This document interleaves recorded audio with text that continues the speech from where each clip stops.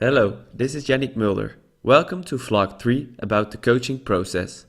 This vlog is divided into 3 parts. The first part is about my definition of the coaching process and the important influential factors. The second part is a reflection on the speed and agility training of youth tennis players. The third part is a brief discussion of the key messages and the strengths of this training session. Part 1. Prior to the training session. To me, the coaching process is about getting individual athletes or a team to reach their full potential. In order to achieve that as a coach, every factor that has any influence on the improvement of the athlete or team needs to be optimized. My coaching philosophy. As a coach, I try to build a positive learning climate, where everyone can progress at their own pace. In my training, I am building a culture of working hard and being dedicated, with room for fun and laughs. The training starts at 7 in the morning.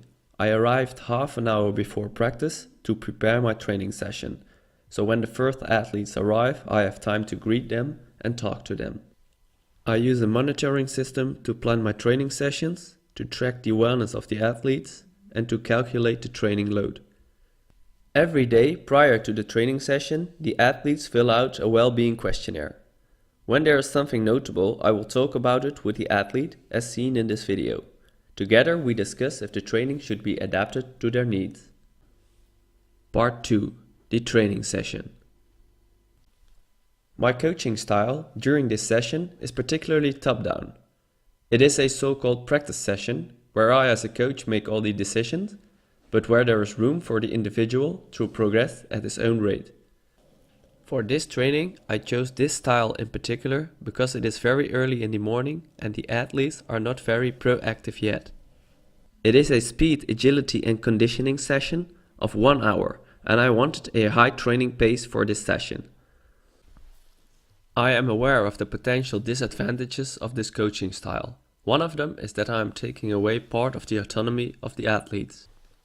Recent research has shown that autonomy could be a missing link in S&C programs. Autonomy support could improve motor learning and performance and the involvement of the athletes to their training program. To support autonomy, I could have easily let the group choose certain mobility drills. According to Halperin et al., allowing the athletes to make choices is already increasing their intrinsic motivation. That has a positive effect on their learning and performance abilities. In this exercise, there is another example where I could have just let the athletes perform the exercise. Instead of just coaching them, I am interfering with the exercise. Although I try to increase the quality of the exercise, I could be giving a signal that what they are doing is not good enough. In this part of the session, I am not very happy with the didactics that I've used, in particular with the setup of the athletes. The athletes are performing the exercises in one line, all at once. I should have chosen a setup with less athletes performing the exercises at the same time, so I would be able to coach the individual athlete more. What happens now is that when I'm coaching one athlete, I'm turning my back to some other athlete, so I'm not able to see what they are doing and I'm not able to coach them.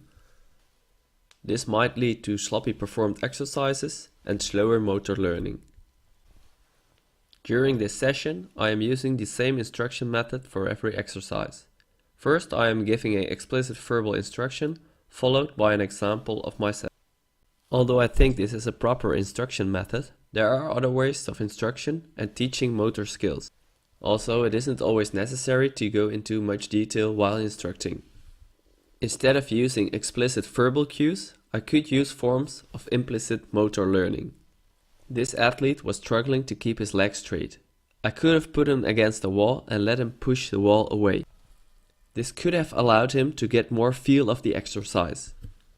This exercise is about quick changes of direction. The athletes are struggling with maintaining their grip while decelerating and fast acceleration. A common mistake is that they are not bringing their center of mass close to the ground and that they are not turning their upper body into the running direction fast enough. During my instruction, I try to highlight these mistakes by verbally explaining them and showing an example of how to perform this exercise. However, most of the athletes were improving their change of direction skills. It took quite a while to explain. A faster method could be the constraints-led approach.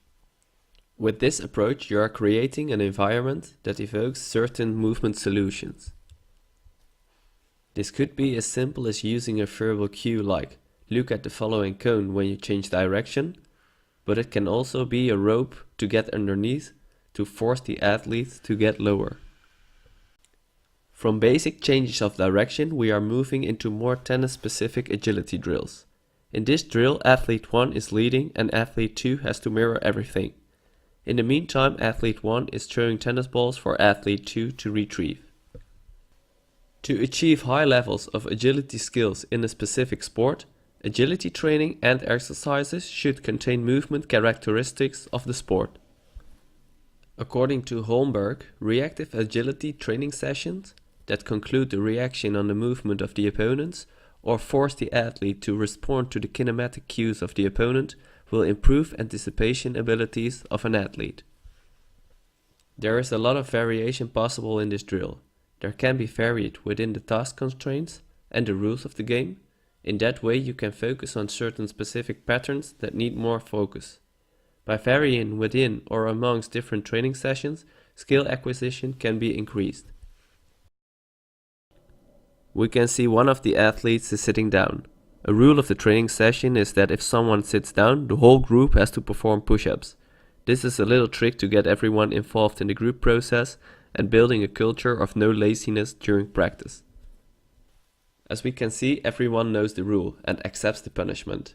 There is also a fun element in this rule, and it isn't that bad to perform push-ups in practice. To conclude the session, we finish with a relay race. The goal of this race is to perform high-intensity running intervals. One of the benefits of a race is that the athletes are willing to give more when there's the competition element involved.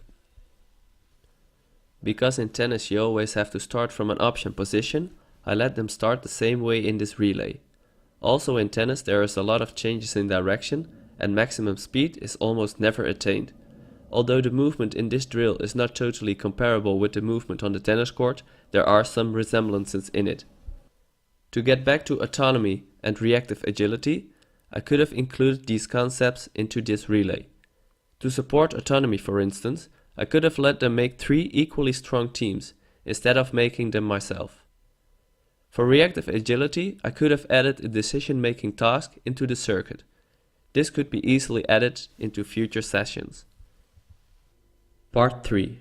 After the training session.